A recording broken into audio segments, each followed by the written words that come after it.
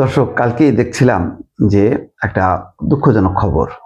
Visa bond, আমাদের আব্দুল নূর তুষার বলছেন যে জেমস বন্ড হচ্ছে খুবই জনপ্রিয় একটা চলচ্চিত্র সিরিজ, আর আমরা পাইছি হচ্ছে ভিসা বন্ড।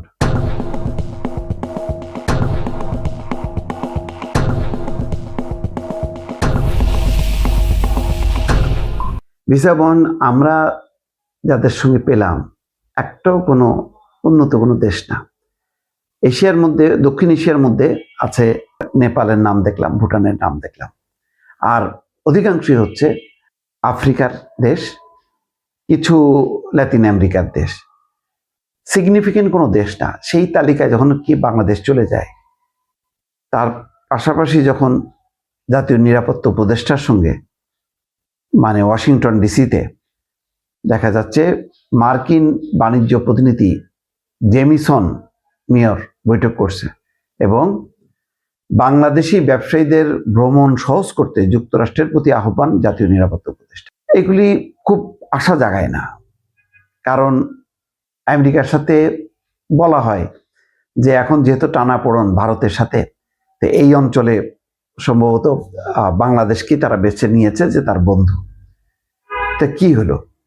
তাহলে তো দেখা যাচ্ছে যে বাংলাদেশের থেকে পাকিস্তান অনেক ক্লোজ হয়ে গেল। এই অঞ্চলে দক্ষিণ এশিয়ার মধ্যে যদি ভারতকে বন্ধু মনে না করে, তাহলে বন্ধু মনে করছে পাকিস্তানকে। বাংলাদেশ তো যেই তিমিরে সেই তিমিরেই থেকে গেল।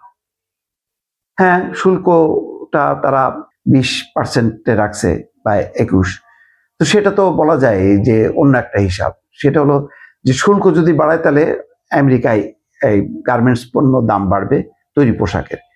এখানে মার্কিন নাগরিকরা ক্ষতিগ্রস্ত হবে, সেই কারণে হয়তো এই ট্যারিফটা তারা কম রাখছে, এই হিসাব হইতে পারে। কিন্তু ভিসা বন্ড যেটা বলছে যে 5, 10 এবং সর্বোচ্চ হচ্ছে $15,000, এইটা এই বন্ড রেখে আমেরিকা ভ্রমণে যাবে কয়জন আছে টুরিস্ট?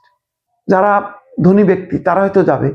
তাহলে ব্যাপক হারে যে মানে প্রতি বছর টুরিস্টরা যেত, হয়তো তার ওখানে আত্মীয় স্বজন আছে, সে একটা ইনভিটেশন পাঠায়, আবেদন করে।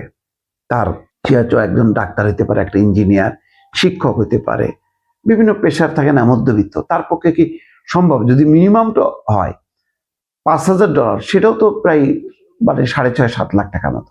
তো এইটা বন্ড দিয়ে সে যাবে, তারপরে মানে ফিরে এসে কখন পাবে এই টাকা? তার আটকে থাকবে বা কেনই বা এই টাকা খরচ করে? কারণ আমেরিকা যখন যাবে তার তো খরচ আছে। তো যাই হোক, এত মানে ব্যাখ্যার ব্যাপার নেই। মোট কথা, এটা আমাদের জন্য একদিক থেকে অপমানজনক, অন্য দিক থেকে এটা অত্যন্ত ব্যয়বহুল।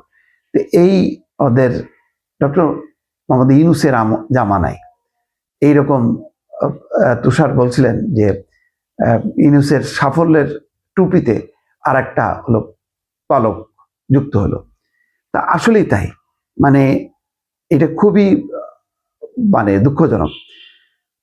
যে রিপোর্টে বলা হচ্ছে প্রথম আলোর, যে এই প্রেক্ষাপটে যুক্তরাষ্ট্রের ভিসা বন্ডের তালিকায় বাংলাদেশকে অন্তর্ভুক্ত করার বিষয়ে জেমিন গ্রিয়ার এর দৃষ্টি আকর্ষণ করেন খলিল রহমান, জাতীয় নিরাপত্তা উপদেষ্টা। এই সময় ইউএসটিআরকে বলেন, যুক্তরাষ্ট্র থেকে পণ্য আমদানি সহ দেশটিতে ভ্রমণ এর মধ্যে বেড়েছে। বাণিজ্য ঘাটতি দূর করার মাধ্যমে ভবিষ্যতে ব্যবসা বাড়াতে বাংলাদেশের ব্যবসায়ীদের যুক্তরাষ্ট্র ভ্রমণের ক্ষেত্রে ভিসা বন্ডের বিষয়টি প্রতিবন্ধকতা তৈরি করবে। তাই বাংলাদেশকে মার্কিন ভিসা বন্ডের আওতামুক্ত করার প্রেক্ষাপটে বাংলাদেশি ব্যবসায়ীদের যুক্তরাষ্ট্র ভ্রমণ সহজ করতে জেমিন গ্রিয়ারকে তার অবস্থান থেকে ভূমিকা রাখার অনুরোধ করেন খলিল রহমান। এখন অনুরোধ করলে এটা তো একটা নীতির মধ্যে পড়ে গেল, কি করতে পারবে? আমি এটা বুঝতে পারতেছি না। এর মধ্যে এয়ারবাস বাদ দিয়ে বোয়িং কিনতেছে, গম আমদানি করতেছে বেশি দামে। এত কিছু করার পরেও যদি সেই ভিসা বন্ডের আওতায় থাকতে হয়, তাহলে কি লাভ হলো? আমরা তো মানে আমেরিকার কাছ থেকে তো কোনো সুবিধা পাচ্ছি না, বরং উল্টা তারা আমাদের কাছ থেকে নিয়ে যাচ্ছে। একই শুল্ক দিয়ে আমাদেরকে বোয়িং কিনতে বাধ্য করতেছে, ওদের দামি গম কিনতে বাধ্য করতেছে, তারপরে তুলা কিনতে বাধ্য করবে।